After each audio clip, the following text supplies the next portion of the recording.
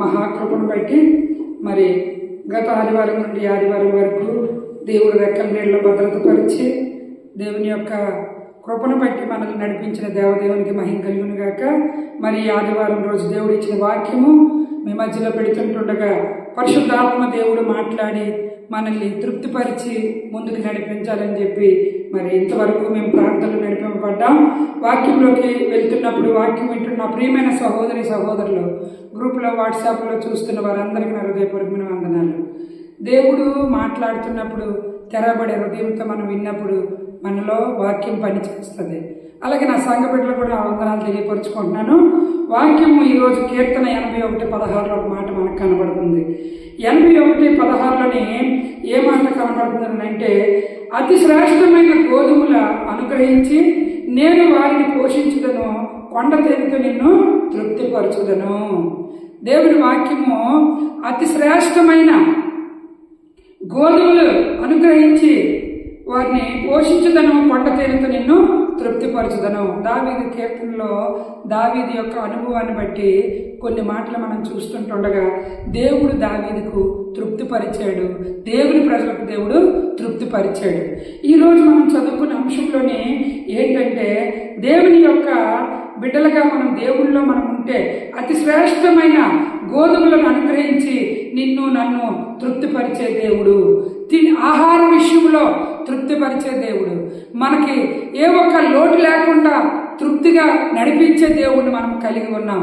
ఈరోజు చాలా మందిలోని తృప్తి అనేది కరువైపోయింది.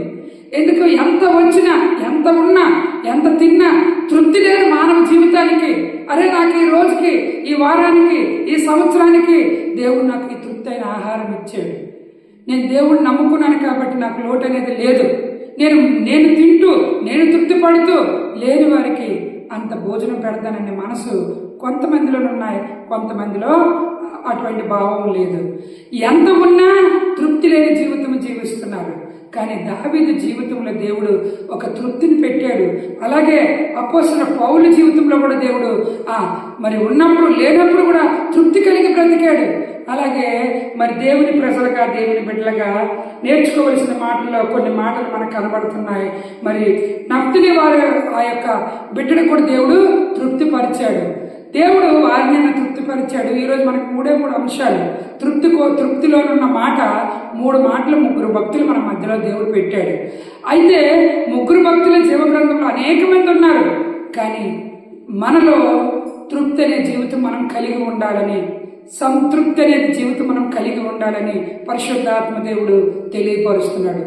ఎందుకంటే మన దేవుడి దగ్గర కరువు అనేది లేదు, కొరత అనేది లేదు, లోటు అనేది లేదు. దివ్యముగా ఇచ్చే దేవుడు, దివ్యముగా తృప్తిపరిచే దేవుడు. కాబట్టి ఈ రోజు దేవుడు ఇచ్చిన అంశంలో ఉన్న మాట, మరి నిన్ను తృప్తిపరచుదను అనే మాటను మనం చదువుతుంటుండగా దేవుని యొక్క పిలుపుని బట్టి విధేయ కలుగు. కీర్తనకారుడు తెలియజేస్తున్న ఈ మాట సెలవిచ్చుచున్నది ఏమనంటే, శ్రేష్టమైన గోధుమలతో నేను అనుగ్రహించి నేను నిన్ను తృప్తిపరుస్తాను. శ్రేష్టమైన గోధుమలు అనగానే మనము దేవుడు ఇచ్చినది ప్రతిదీ శ్రేష్టమైనదే, ప్రతిదీ చక్కటైనదే, తృప్తిపరిచేది శ్రేష్టమైనది మన దేవుడు మనకి ఇస్తాడు. అయితే శ్రేష్టమైన గోధుమల్లో కూడా మరి 2 క్వాలిటీలు ఉంటాయండి. మంచి క్వాలిటీ శ్రేష్టమైనది. మరి చాలామంది కొన్ని గోధుమలు పట్టుకుంటే మరి అవొక పుచ్చినట్లుగా, గాలి కలిగి ఎగిరిపోయినట్లుగా, దాంట్లో సారం లేనట్లుగా ఉన్నవి కూడా కొన్ని గోధుమలు ఉంటాయి. అయితే మార్కెట్కి వెళ్ళినప్పుడు మనం కొన్నప్పుడు మంచి గోధుమలు ఇవ్వండి అని అడుగుతాం. అంటే 2 రకాలవి సావుకారు అమ్ముతాడు. ఒకటి నాణ్యత తక్కువ, ఒకటి నాణ్యతమైనది. అయితే ఆ సావుకారు దగ్గరికి వెళ్ళినప్పుడు దీనిదొక రేటు, దానిదొక రేటు చెప్తాడు. అయితే దేవుని ప్రజలమైన మనతో దేవుడు ఈరోజు మాట్లాడుతున్నాడు. అందులో కూడా దేవుడు శ్రేష్టమైన గోధుమలతో, అంటే తృప్తి కలిగిన గోధుమలతో మనల్ని దేవుడు తృప్తిపరుస్తాడట. అందులో ఏ పొల్లు కానీ, దేవుడు ఇచ్చిన ఆహారంలోని ఏ ఒక్క పనికి మాలది కానీ లేదు. తృప్తి అయినది మరి ముఖ్యంగా శ్రేష్టమైనది దేవుడు ఇస్తానని సెలవిచ్చాడు. అయితే దేవుడు మరి దావీదు కీర్తనలు చదువుకున్న మనము దేవుని యొక్క లేఖనంలో నుండి కొన్ని మాటలు మనం చదువుకున్నాము. అతి శ్రేష్టమైన గోధుమలతో నేను అనుగ్రహించి నేను వారిని పోషించుతాను, కొండ తేనెతో నిన్ను తృప్తిపరుస్తాను. తేనె, కొండ తేనె. కొండ తేనె అనగానే చాలా, తేనె అనగానే మధురం, తేనెకున్న పేరే మధురం. ఆ ఒక కొండ తేనెతో కూడా దేవుడు తృప్తిపరుస్తాడట, గోధుమలతో కొండ తేనెతో తృప్తిపరుస్తాడట. దావీదు పొందుకున్న తృప్తి, మరి దేవుని ప్రజలు పొందుకున్న తృప్తి నీవు నేను కూడా పొందుకోవాలి. శ్రేష్టమైన ఆహారాన్ని మన దేవుడు ఇస్తాడు. తృప్తి లేని జీవితం జీవించకండి. ఎంత ఉన్నా చాలా మందిలో తృప్తి అనేది ఉండదు, సంతృప్తి అనేది ఉండదు. ఉన్నదని చెప్పి సంతృప్తి పడరు. లేని దాని కొరకు ఆశపడి, లేని దాని కొరకు, రాని దాని కొరకు ఆశపడి మరి తృప్తి లేని జీవితం జీవిస్తున్నారని పరిశుద్ధ ఆత్మ దేవుడు తెలియపరుస్తున్నాడు ఈ ఒక్క మాటల ద్వారా. మరి ఈ మాటలు చదువుతుండగా లూకాసు వార్త 9:11 కొన్ని మాటలు మనకు కనబడుతున్నాయి. 9:11 దేవుడు సెలవిస్తున్న మాట, 9:11 జన సమూహములు అది తెలుసుకొని ఆయన వెంబడింపగా ఆయన వారిని చేర్చుకొని దేవుని రాజ్యం గురించి వారితో మాట్లాడుచు స్వస్థత కావలసిన వారిని స్వస్థపరిచెను. కిందన 9:17 ఒక మాట కనబడుతుంది. వారందరూ తిని తృప్తి పొందిన తర్వాత మిగిలిన ముక్కలు 12 గంపలకి ఎత్తిరి. ఇక్కడ మనకు ఒక మాట కనబడుతుంది. జన సమూహము ఒక మీటింగ్ అయ్యిందండి. యేసుప్రభు గారు కొండ ప్రాంతాల్లో, కొండ ఏరియాల్లోని గట్రన మీటింగ్లు పెట్టేవారు. ఎక్కడికెక్కడ కూడా సభలు పెట్టేవారు. సభలు పెట్టినప్పుడు జన సమూహం ఎక్కువ మంది వచ్చేవారు. యేసుప్రభు గారి దగ్గరికి బలహీనతలు పడినవారు, రోగములతో ఉన్నవారు, దెయ్యాలు పట్టినవారు, మరి చాలా మంది ఆ యొక్క ఎక్కడైతే దేవుడు మీటింగ్ కలుగుతుందో, ఎక్కడైతే సభ కలుగుతుందో, ఏ స్థలం దగ్గర అయితే దేవుడు అక్కడ వచ్చాడని తెలుసుకున్నారో ప్రజలందరూ అక్కడికి ఎంత దూరమో నడిచి వెళ్ళేవారు. ఈ రోజుల్లో మనకి బళ్ళు, కార్లు, వెహికల్స్ అన్నీ మరి కంఫర్ట్గా ఉన్నాయి. ఆ రోజుల్లోనే ఆ కంఫర్ట్ లేవు. నటకతో వెళ్ళడమే, చాలా చాలా మైళ్ళు దూరాలు వెళ్ళేవారు. యేసు ప్రభు గారు అక్కడ మీటింగ్ అవుతుంది, వెళ్దామని చెప్పి ఆ జన సమూహం అంతా కూడా కాలు నడకతోటి వెళ్ళారు. కాలు నడకతోటి వెళ్ళినప్పుడు అక్కడ మరి దేవుడు అట్లా వారితో మాట్లాడుచు స్వస్థత కావలసిన వారిని స్వస్థపరచండి. ఎవరికి స్వస్థత అవసరమో, ఇక్కడ ఎవరు స్వస్థత కొరకు వచ్చారో వారిని దేవుడు స్వస్థపరిచాడట. స్వస్థపరిచిన తర్వాత ఆ ఒక కార్యక్రమాన్ని వారు ముగించుకునే తర్వాత పొద్దుపోతుందట.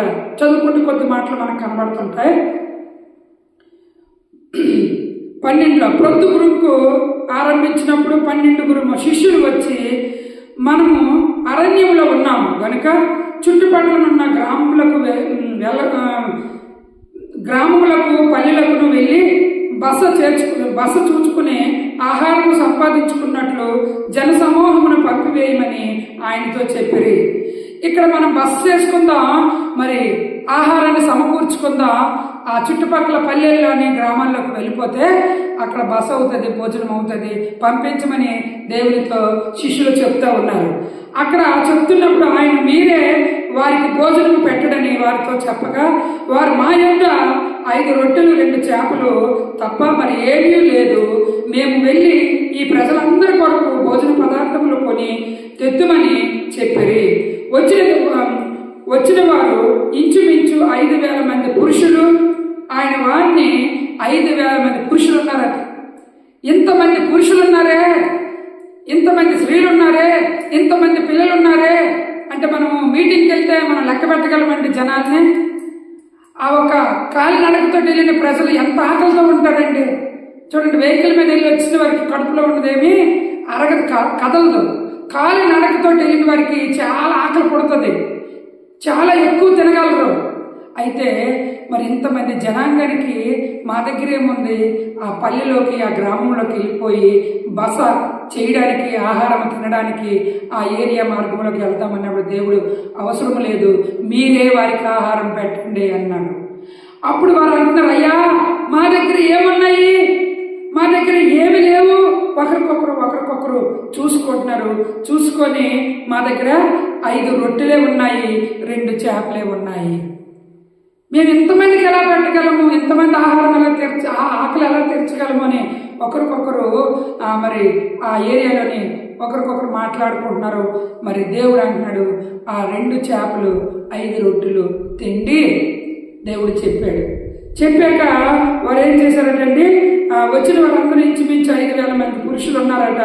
మరి వారందరూ కూడా తినడానికి ఒక సిట్టింగులు చేసి కూర్చోబెట్టమన్నాడు దేవుడు. అందరినీ కూడా ఆ పంక్తిలోని ఆ కూర్చోబెట్టడం, ఆ రకంగా ఆహారాన్ని మీరు వడ్డించుతారని చెప్పి వారందరికి ఒక లైన్లో కూర్చోబెట్టిస్తున్నప్పుడు టైంలోని అంతటా ఆయన ఆ 5 రొట్టెలు 2 చేపలు ఎత్తుకొని ఆకాశం వైపు కన్నులెత్తి వాటిని ఆశీర్వదించి విరిచి జనసమూహమునకు వడ్డించుటకై శిష్యులకు ఇచ్చెను. వారందరూ తిని తృప్తి పొందిన తర్వాత మిగిలిన ముక్కల 12 గంపలకి ఎత్తిరి. హల్లెలూయా! ఎంత చక్కటైన మాట అంటే తృప్తి. తృప్తి నీకు నాకు తృప్తి ఉందా? పరిశుద్ధాత్మ దేవుడు అడుగుతున్నాడు. ఉన్న దాంట్లో తృప్తి పడుతున్నావా? లేని దాని కొరకు పాకులాడుతున్నావా? ఉన్న దాంట్లో తృప్తి పడు, దేవుడిని ఆశీర్వదిస్తాడు. ఈరోజు దేవుడు తృప్తి కొరకు మనతో మాట్లాడుతున్నాడు.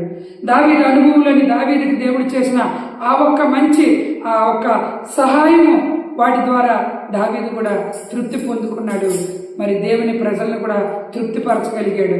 మరి కొండ తేనెతోటి తృప్తిపరుస్తానన్నాడు. మంచి గోధుమలు, శ్రేష్టమైన గోధుమలు. అయితే శ్రేష్టమని ఆగిపోయిందా? అతి శ్రేష్టమైన గోధుమలని దేవుడు సంబోధించాడు.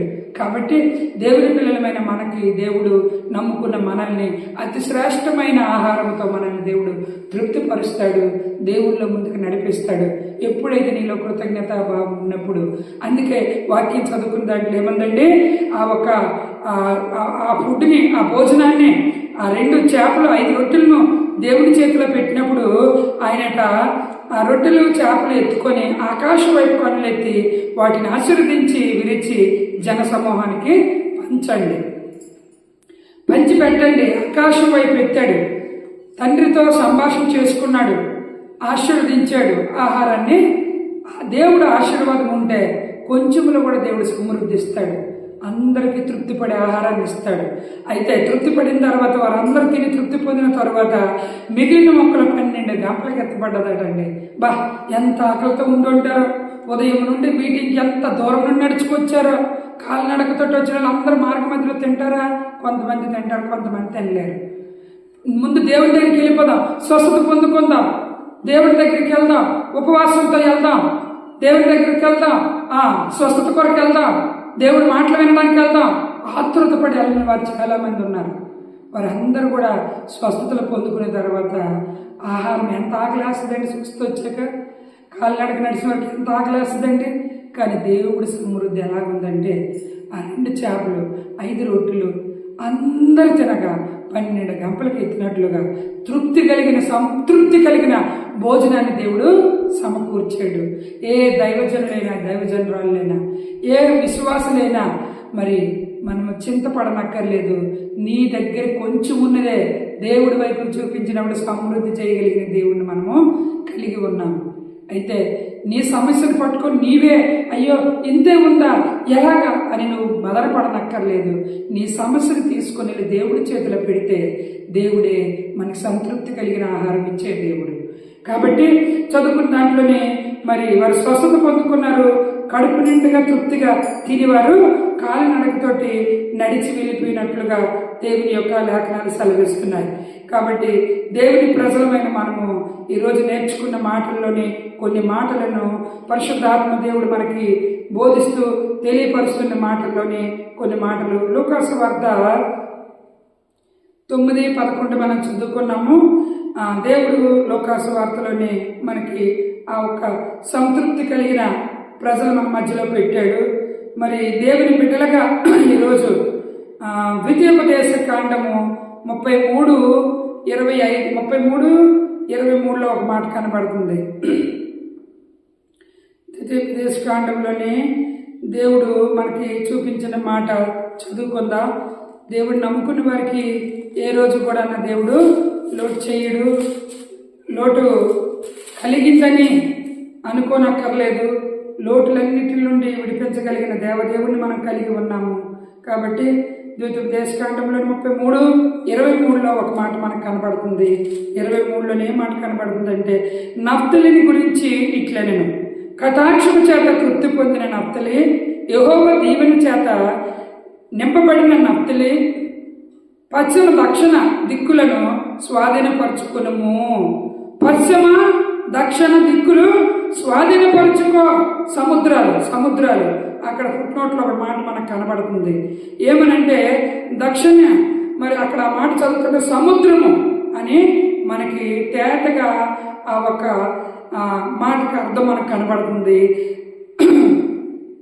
దక్షిణ దిక్కులను స్వాధీనపరచుకోమని దేవుడు మాట సెలవినబడుతుంది. నఫ్తలిని గురించి ఇట్లా, నేను కటాక్షం చేత తృప్తి పొందిన నఫ్తలి, యెహోవా దీవెన చేత నింపబడిన నఫ్తలి, పశ్చిమ దక్షిణ దిక్కులను స్వాధీనపరచుకొనుము. దేవుడు తృప్తి, నఫ్తలి భక్తుడికి దేవుడు సంతృప్తినిచ్చాడు, తృప్తినిచ్చాడు. మరి అంతేకాకుండా అవన్నీ కూడా స్వాధీనపరచుకునే అవకాశం దేవుడు ఆ భక్తుడికి ఇచ్చాడు. దేవుని బిడ్డలమైన దేవుడి కటాక్షం కూడా ఆ బిడ్డల మీద ఉంది. అయితే ఇట్లని వాక్యం మనకు సెలవివ్వబడుతుంది. కటాక్షం చేత తృప్తి పొందిన నఫ్తలి, దేవుని యొక్క కటాక్షం చేత తృప్తి పొందిన భక్తుడా. మరి నీవు నేను ఏది మనం స్వతంత్రించుకోలేము.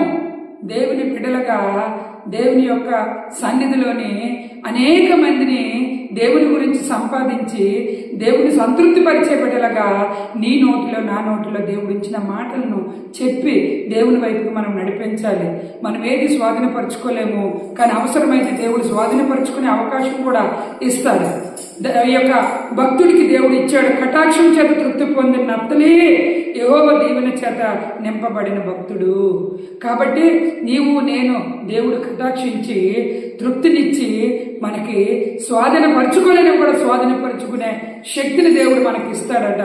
కాబట్టి దేవుడు నఫ్తలికి ఇచ్చిన తృప్తిని, మరి దావీదుకి ఇచ్చిన తృప్తిని ఫిలిప్పీ పత్రికలో ఒక మాట చదువుకుందాం. చివరిగా ఫిలిప్పీలో ఒక మాట మనకు కనబడుతుంది. ఏం కనబడుతుందో కొన్ని మాటలు చదువుకొని మనం ముగించుకుందాం. ఈరోజు అపోస్తలుడైన పౌలు యొక్క జీవితంలోని మరి దేవుడు చేసిన ఆ శ్రేష్టమైనవి, ఆ గొప్పవి మనం చదువుకోవడానికి, చెప్పుకోవడానికి దేవుడు మనకి అవకాశం ఇచ్చాడు. అయితే నాకు కొదువు కలిగినదని నేను ఎలాగో చెప్పుటలేదు. నేను ఏ స్థితిలో ఉన్నానో ఆ స్థితిలో సంతృప్తి కలిగి ఉండ నేర్చుకొనుచున్నాను. నేను ఏ స్థితిలో ఉన్నా ఆ స్థితిలో నేను ఎలా ఉండాలో నేర్చుకున్నాను అంటున్నాడు అపోస్తలుడైన పౌలు. ఎటువంటి స్థితిలో నేను ఉన్నప్పటికీ కూడా నేను దేవుని విషయంలో ఇది కొదువుగా ఉంది, ఇది కరువుగా ఉంది, ఇది ఇబ్బందికరంగా ఉందని అనే మాట అనేది అతను అనట్లేదు. ఏమంటున్నాడంటే, నాకు కొదువు కలిగినదని నేను ఎలాగో చెప్పుటలేదు. నేను స్థితిలో ఉన్నను, ఆ స్థితిలో సంతృప్తి కలిగి ఉండ నేర్చుకుని ఉన్నాను.